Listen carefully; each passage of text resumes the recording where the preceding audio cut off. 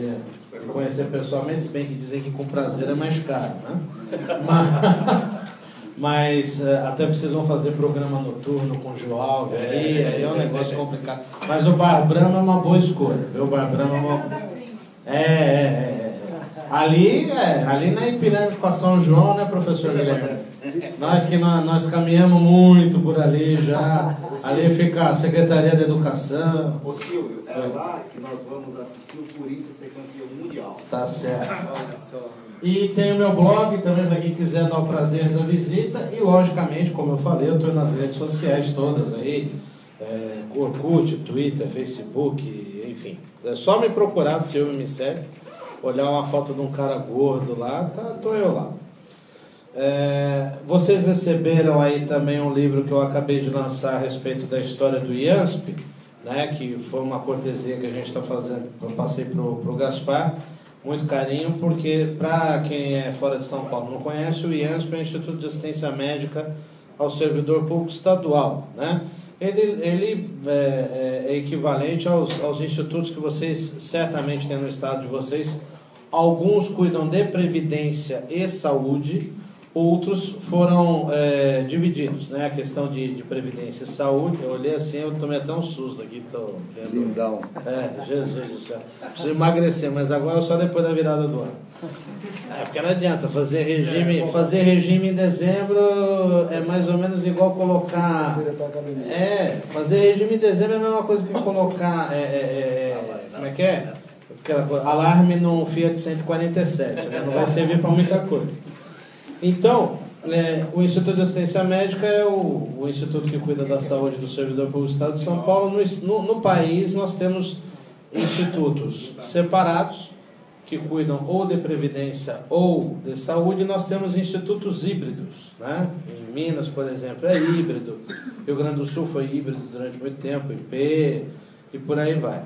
E a convite da atual administração do IANSP, eu já tinha lançado um livro sobre o trabalho da nossa comissão, a Comissão Consultiva Mista do IANSP, há 2 anos, e agora a convite da administração. Então, é um livro técnico, né? Não é um livro assim interessante de ler, até porque eu não tenho muita capacidade para escrever, a minha coisa é o dia a dia mesmo do funcionalismo, mas tem algumas reminiscências históricas para quem se interessa, então a gente conta mais ou menos por que da criação do IANSP, e o mais importante de tudo, que acho que é o fundamental de isso ter ficado consignado, escrito no livro, é de vocês saberem que o IANSP ele foi criado por servidores, né? A ideia minha sempre foi, desde o primeiro minuto, deixar colocado que o IANSP, o pensamento que gerou o IANSP foi feito por servidores, um conjunto de servidores da Associação dos Funcionários Públicos do Estado de São Paulo, que é a maior associação que nós temos, já era há 60 anos e permanece sendo hoje, tem 250 mil associados, buscou o governador da época para criar um hospital para o servidor, e aí tudo desencadeou. Para quem quiser ficar aí o livro. Então eu deixei esse exemplar com vocês, espero que gostem. Quem tiver dúvidas, sugestões e tudo mais, ou eventualmente vai fazer algum evento no estado, quiser contar com a nossa presença para falar, também nós estamos à disposição, tá aí, é só anotar o e-mail, nós estamos à disposição. Tá? Sobre dúvidas, é o seguinte, o companheiro aqui me passou algumas questões a respeito de cloud computing, velocidade de provedor, cobrança de provedor, atualização e design. Então vamos lá. Infelizmente a gente acaba trazendo muitos termos do inglês por causa da internet, mas cloud computing ou computação em nuvem, já colocaram esse termo, já está meio consagrado na literatura de informática no Brasil. A comunicação em nuvem nada mais é do que aquilo que eu falei a respeito das redes sociais. É quando você agrega tudo ao mesmo tempo. Então, o que é a comunicação em nuvem? Vamos imaginar, aqui vai sair um documento. Não vai ser um documento? Tem a Carta de São Paulo, que está lá escrito pela equipe que fez o evento, vai sair a Carta de São Paulo. Essa Carta de São Paulo, ela pode ser tanto digitada diretamente na internet, como ela pode ser um documento físico, com a logomarca da FENALI, e ela vai ser escaneada e vai jogar no site. Eu dei a sugestão aqui de colocar no SlideShare, que todas as sugestões que eu dei aqui para vocês são sugestões gratuitas. que geralmente tem aquela coisa gratuita até um determinado uso, e aí a partir de um determinado uso passa a ser pago. Então, quando eu colocar essa carta de São Paulo estiver no site da FENALE e automaticamente atualizar Twitter, Facebook, com um clique, Twitter, Facebook, Pinterest, todas as redes a que eu fiz referência, isso é comunicação em nuvem. Comunicação em nuvem nada mais é do que, por exemplo, ao invés de você... antigamente a gente ouvia música ouvindo LP. Eu, como sou um apaixonado por coisa antiga, eu continuo com os meus LPs lá dos Beatles, graças a Deus, adoro vitrola e tudo mais. Quando eu vou assim em viagem, eu sempre procuro saber onde é que tem o sebo da cidade para garimpar alguma coisa. Mas hoje você carrega num aparelho, por exemplo, eu tenho aqui no meu celular uma quantidade de músicas e eu tenho um tablet que ele está interligado com o celular. Então, eu não tenho a música em MP3, eu não tenho no celular e no tablet, eu tenho só em um.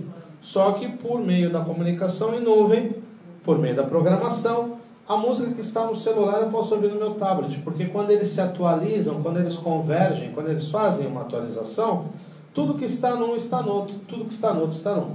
Né? Então, cada vez mais nós vamos ter...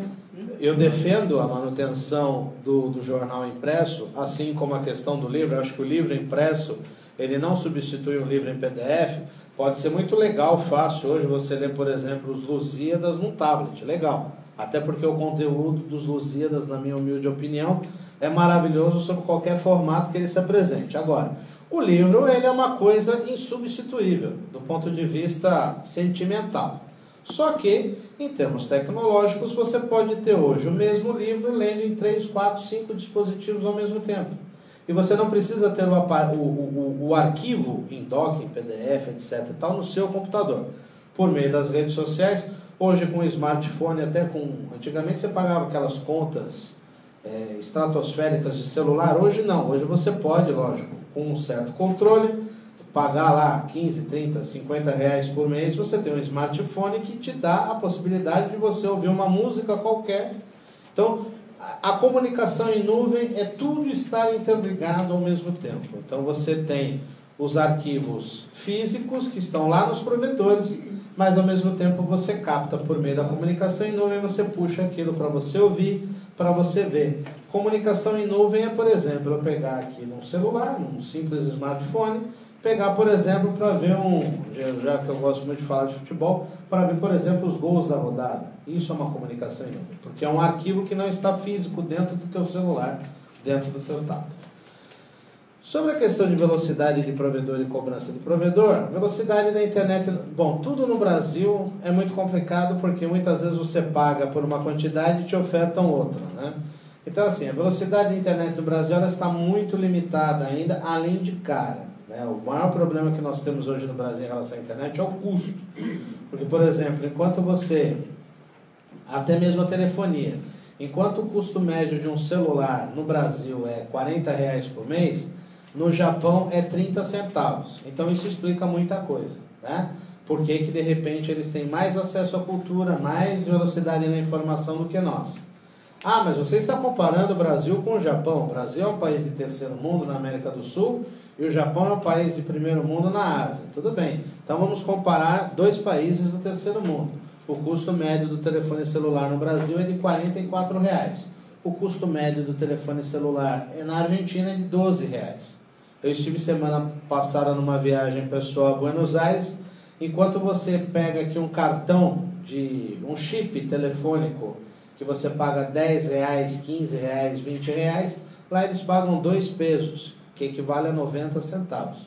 Então isso também explica muita coisa, porque de repente o argentino tem um acesso à cultura facilitado, até pela própria educação que eles tiveram do que nós, né? A questão da cobrança do provedor, a partir do momento que você gera conteúdo e que você começa a ter maior quantidade de visitantes, aí o provedor fala assim, opa, esse aqui eu vou cobrar. Que você, infelizmente, é uma política no Brasil de você cobrar por banda. É uma coisa absurda, né? O Google tem esse sucesso todo no mundo porque o Google ele não está no Brasil, né? Fisicamente falando, porque se ele tivesse que pagar banda de transmissão de dados aqui no Brasil, certamente ele não teria chegado ao primeiro ano, ele teria falido. Porque só no Brasil é um dos poucos países ainda que você paga por banda de acesso. Internet é uma coisa volátil. Você está lá, você pode ficar 1 ano sem ver um arquivo. De repente, outro dia, por exemplo, por curiosidade, eu fui ver um negócio, de repente eu achei um arquivo lá de Santos, Guilherme, de uma audiência, um amigo seu lá de Mongaguá, gravou um vídeo no YouTube e eu vi uma audiência pública lá sobre IANSP há uns 2, 3 anos. Está lá o arquivo. Né? Você vai pagar para ver um arquivo que você já viu mal. Quer dizer, é uma cultura que a gente precisa mudar, mas infelizmente as telecomunicações no Brasil elas estão ainda muito defasadas. Né? Atualização de site. Atualização de site é fundamental. Eu acho que ele que estava brincando comigo, né? Jornal velho ainda serve para colocar na gaiola do passarinho. Um site velho não serve para nada. Literalmente não serve para nada. Não serve. Então a atualização é fundamental. E design. Isso é uma briga. Eu mesmo tenho umas brigas homéricas com o Gozzi, presidente da minha associação, porque às vezes ele quer que o site da associação, da federação, fique parecendo um domingo no parque, né? Com uma roda gigante aqui, um cavalinho pulando o carrossel aqui, etc. e tal. Fica pesado. Tem que, além de ficar pesado, a questão não é só ficar pesada, é a poluição visual, né? O cara entra no site, se tem muita informação ao mesmo tempo, o cara olha para onde? E de repente a informação que é relevante acaba passando despercebido. Até porque somos brasileiros. Brasileiro não lê. Se ele ainda tiver que ficar procurando aquilo que você acha que ele tem que ler, aí, amigo, tá? Imagina só, quando você vai projetar um site ou mesmo um blog, tenta colocar a coisa da forma mais simples, né? Coisas que de repente não ofendem a visualização, não atrapalham a visualização de cores, coisas que você pode resolver por meio de um design. Por isso que a gente sempre acredita que se deve ter um site por um profissional habilitado.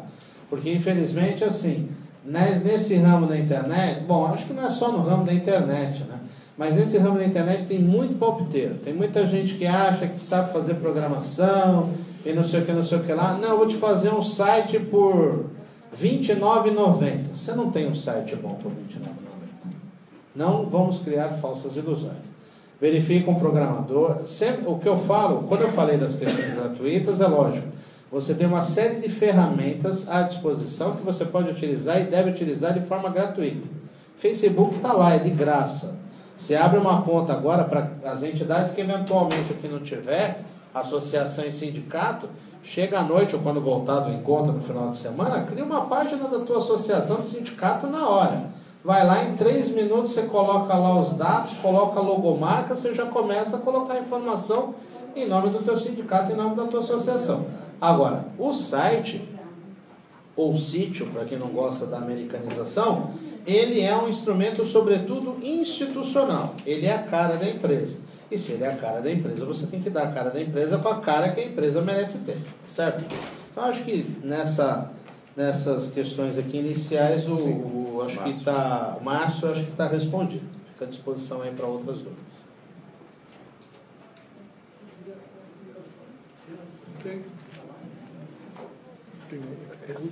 Ah, tá. Só sobrou um. Alô? Fica aqui na frente. Boa tarde, colegas. Meu nome é Marcos Aurélio, sou secretário de comunicação do Sinalesp, Santa Catarina. Também sou jornalista.